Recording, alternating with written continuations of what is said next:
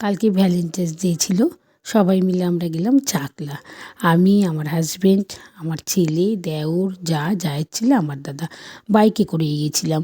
অনেকটা দূরের পথ, তাই শাড়ি পরিনি, চুড়িদার পরেই গেছিলাম। বেশি ভিড় ছিল না, আমরা 8টা নাগাদ গেলাম, তাড়াতাড়ি পুজো দিয়ে দিয়েছিলাম। আমরা 9:45টার মধ্যে পৌঁছে গেছিলাম, 10:30টার মধ্যে আমাদের পুজো হয়ে গেছে। তারপরে ওখানে চা জলখাবার একটু খেয়ে ননদের বাড়ি বারাসাতে, সেখানে একটু গেলাম।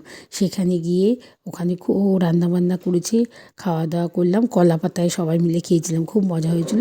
আবার 4:30টায় আমরা বাড়ি ফিরলাম।